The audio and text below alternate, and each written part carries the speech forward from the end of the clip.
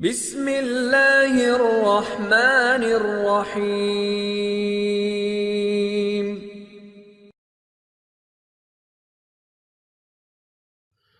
السلام علیکم، میرا نام ہے محمد یاسر رفیق اور آپ دیکھ رہے ہیں اسلام از پرفیکٹ لائف۔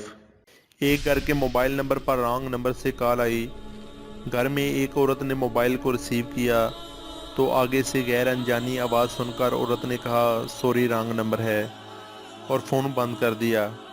لڑکے نے جب ہیلو کی آواز سن لی تو وہ سمجھ گیا کہ یہ کسی لڑکی کا نمبر ہے۔ اب اس رانگ نمبر کو ملانے والا لڑکا مسلسل اسی نمبر پر کال کرتا رہتا، لیکن وہ عورت فون نہ اٹھاتی۔ پھر وہ میسج کرتا کہ جانو اب بات کرو نا، موبائل کیوں نہیں ریسیو کرتی۔ یاد رہے عورت کی ساس بڑی مکار اور لڑائی جھگڑے والی خاتون تھی۔ اس کی وجہ ایک یہ بھی تھی کہ اس کی بیٹی اس عورت کے بھائی کے نکاح میں تھی اور وہ اپنے خاوند کے گھر میں خوش نہیں تھی۔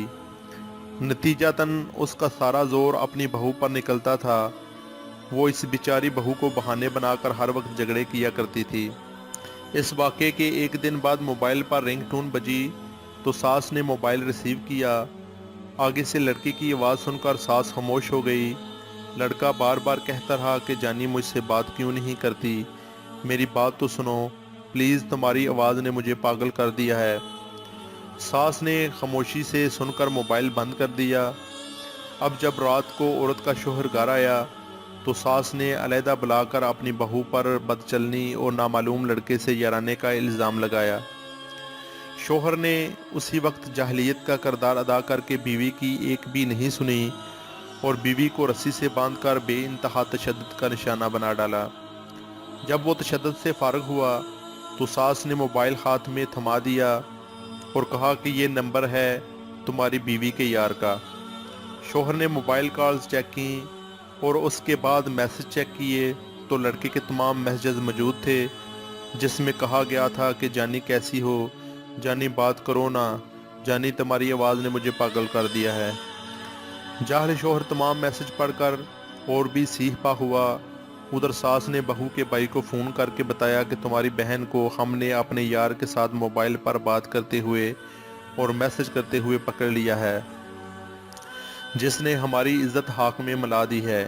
اسی وقت اس لڑکی کی بھائی اور ماں فوراً اپنی بیٹی کے گھر آئے۔ ادھر لڑکی کی ساس اور شوہر نے اس کے بھائی اور ماں کو تانے دے کر کہ تمہاری بہن بدچلن ہے، زانی ہے اور یہ اپنے یار کے ساتھ موبائل پر گپ شپ لگاتی اور ہماری عزت خاک میں ملاتی ہے۔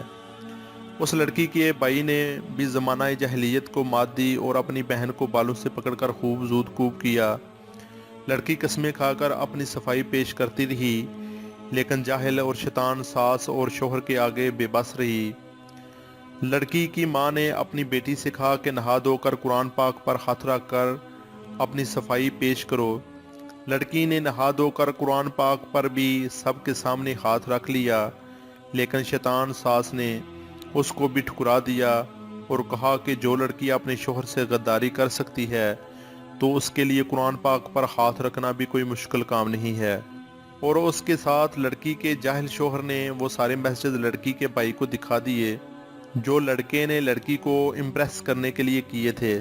لڑکی کی ساس نے جلتی پر تیل چھڑکا اور کہا کہ تمہاری بہن چلاک اور مکار ہے، جس پر لڑکی کے بھائی کو غیرت آئی اور اس نے تیش میں آ کر اپنی بہن کی ایک بھی نہ سنی اور پستول نکال کر اپنی بہن کے سر میں 4 گولیاں پیوست کر دیں۔ اور یوں ایک رانگ نمبر کی وجہ سے ایک خاندان اجڑ گیا، 6 بچے یتیم ہو گئے۔ جب لڑکی کے دوسرے بھائی کو خبر ہوئی تو اس نے اپنے بھائی اور بھابھی اور بہن کی شوہر اور ساس پر نامعلوم نمبر پر FIR کٹوا دی۔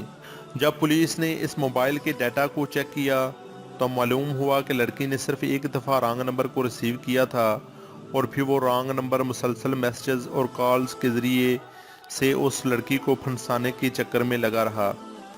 موبائل فون کے ڈیٹا رپورٹ منظر عام پر آنے سے لڑکی کے جس بھائی نے بہن کو گولی ماری تھی اس نے اسی وقت جیل میں خودکشی کی اور رانگ نمبر ملانے والے لڑکے کو پولیس نے گرفتار کر کے جیل میں ڈالا۔ یوں ایک رانگ نمبر نے 3 دنوں کے اندر ایک پاک دامن عورت کو اس کے 6 بچوں سے پوری زندگی کے لیے جدا کر دیا اور 10 دنوں کے بعد لڑکی کے بھائی نے خودکشی کر کے ایک اور عورت کو بیوہ اور اس کے 4 بچوں کو یتیم کر دیا۔ یوں 13 دنوں کے اندر 9 بچے یتیم اور 2 خاندان تباہ و برباد ہو گئے۔ یہ حقیقت ہے کہ جو لوگ برے کاموں سے بچے ہوئے ہی کیوں نہ ہوں، اگر معاشرے میں پھیلی ہوئی برائیوں کو دور کرنے کی کوشش میں اپنا جان و مال اور وقت نہیں لگا رہے ہوں تو وہ بھی مجرم ہیں۔ برے کام کرنے والے برے کاموں کی وجہ سے مجرم، اور برے کام نہ کرنے ان کو برا کام کرنے سے نہ صرف روکتے نہیں بلکہ تماشائی بن کر مزے لینے والے اپنے جرم کی وجہ سے مجرم۔ کل اگر قیامت کے دن اللہ سبحانہ تعالیٰ نے ہم سے پوچھا کہ میرا کلمہ پڑھنے والے بڑے بڑے کبیرہ گناہوں میں مبتلا تھے، تم نے ان کو ان برائیوں سے بچانے کے لیے کیا محنت کی، تو اس کا جواب ہمارے پاس کیا ہے؟ ہم عام طور سے معاشرے میں پھیلی برائیوں کا ذمہ دار غیر تعلیم یافتہ طبقے کو ٹھہراتے ہیں، جیسے اپنے جاہل خاندانوں میں پھیلی ہوئی برائیوں کا تو ذکر بڑے آرام سے کر دیا، لیکن ذرا یہ تو بتائیں کہ ہمارے تعلیم یافتہ خاندانوں میں پھیلی برائیوں کا کیا حال ہے؟ ان کا تو کچھ ذکر کریں کہ وہ کتنے پانی میں ہیں۔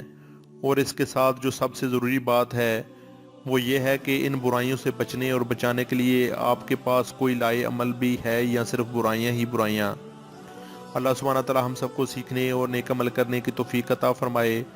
مزید ویڈیوز دیکھنے کے لیے چینل کو سبسکرائب کر دیں اور چینل پر موجود گھنٹی کے بٹن کو پریس کر دیں تاکہ نئے آنے والی ویڈیو آپ تک پہنچ سکے۔ اللہ سبحانہ تعالی ہم سب کا حفظ و نگہبان۔ والسلام۔